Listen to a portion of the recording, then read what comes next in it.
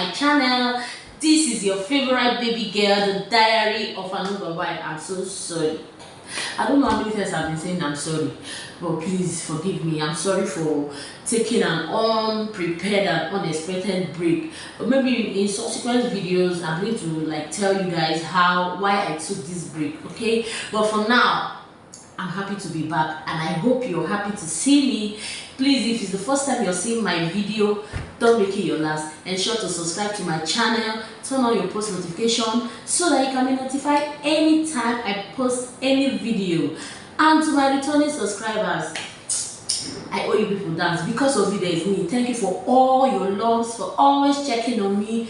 And I'm a grateful person. I'm happy you're always checking on me and you're commenting. You know, you're giving me the traffic I need.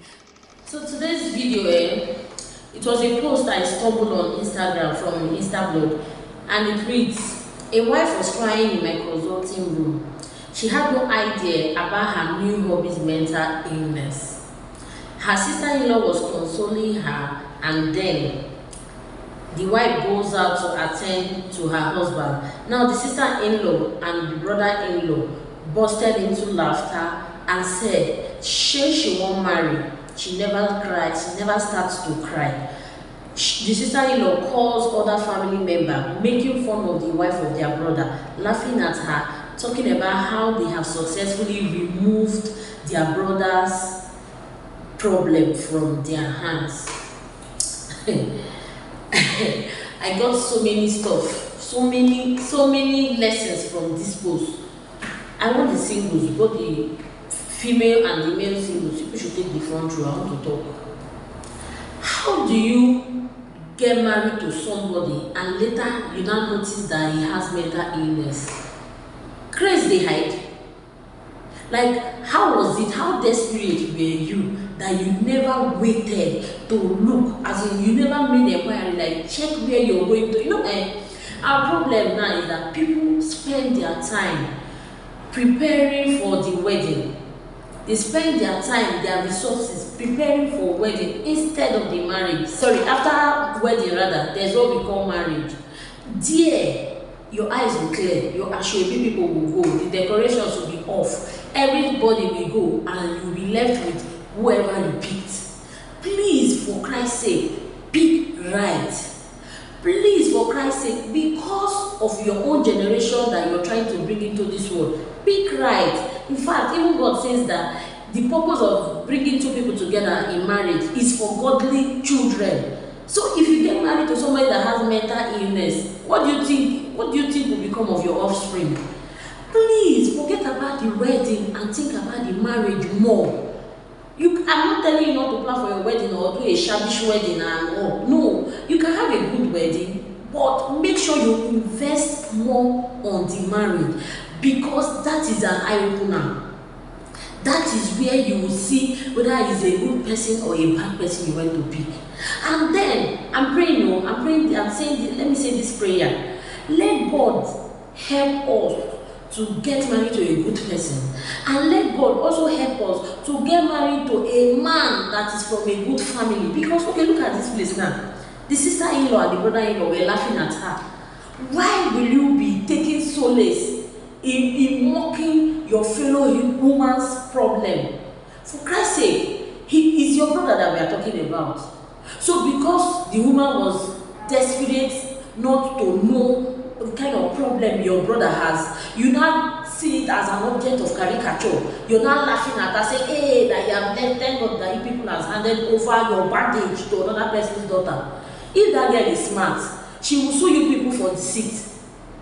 Yes, because for her to get married to you, for you people to agree to that union, when you know that your brother has issues, you did not tell her, is deceit.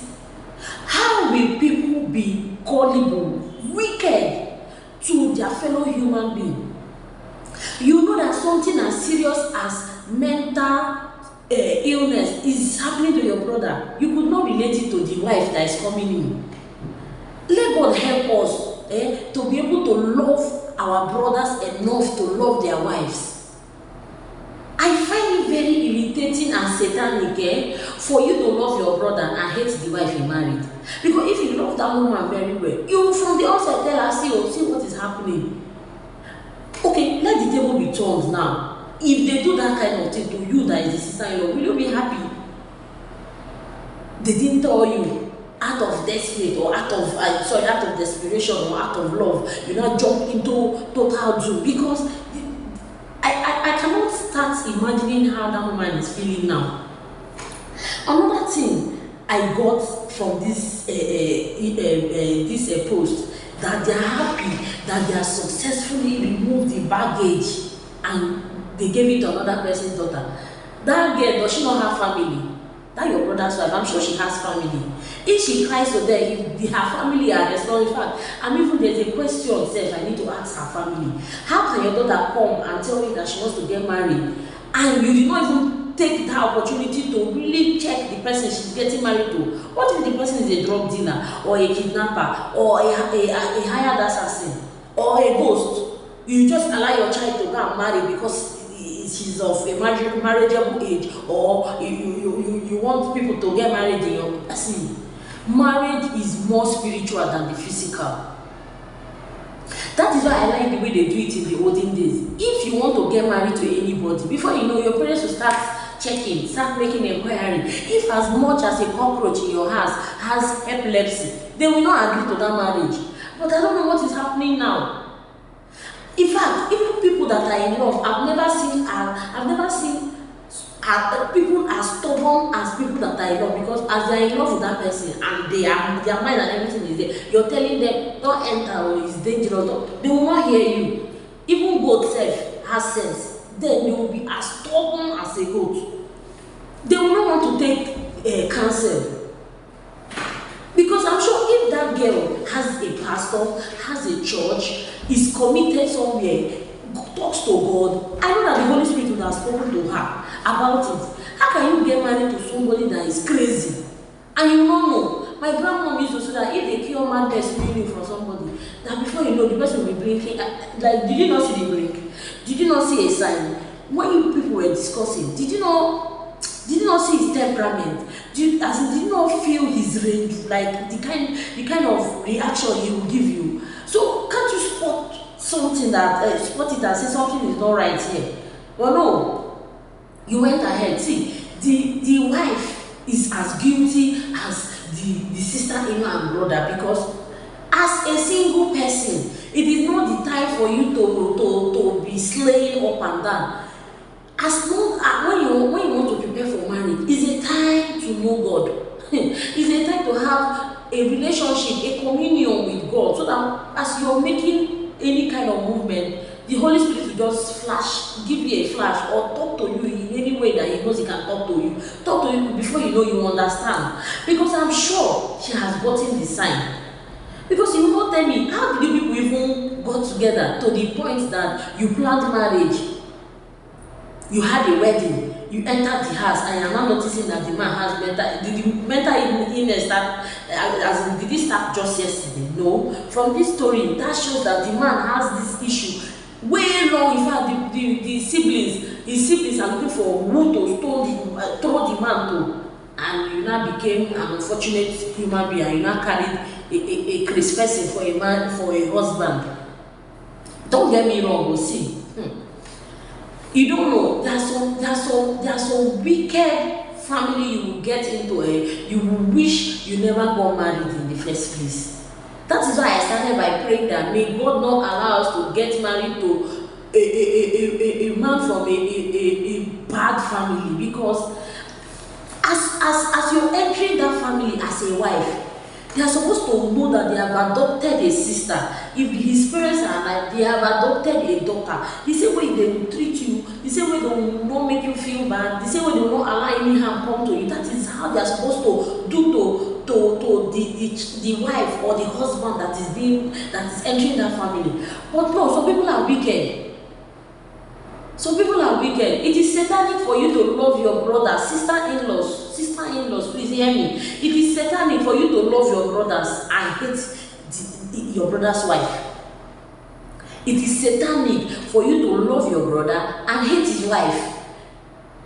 Because your nieces and nephew, they will come from that woman. So if you don't treat her right, how will you even have the conscience, the mind, the face to even come and take her children, or let's say hello to her children, or even point at them and say, these are my nieces and nephew? And you forget that this life, you will sit down in this life and reap your evil. Gone are those days that they say evil that men do, live after them. Live after them, who will inherit your evil? No, you will stay in this life and inherit it. You see it. If it's painful, you feel it. If it's good, you will enjoy it. Please, let us just do right. Let's do well.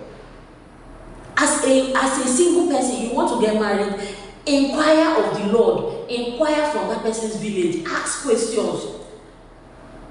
Don't exhaust yourself making yourself a wife when you are not a wife. Hey, let me repeat myself. Don't exhaust your potentials making yourself a wife when you are not. Make sure that their family likes you. Because if they don't like you, you cannot last. Like, you cannot, the love from your husband cannot sustain you. Do you understand me? The love from your husband cannot sustain you. The family has to like you also. Because you've left your own family and you've entered into a new family. Just imagine you grow up in a family where there are rivalries everywhere. You and your siblings are not talking. You and your parents are not talking. Will you succeed in that? I don't know. Personally, me, I cannot thrive in that kind of family. I cannot stay. So, as a single girl or boy, make sure, aside the person you're going to marry likes you, make sure the family people also like you. Because if they like you, they will not allow harm to come to you.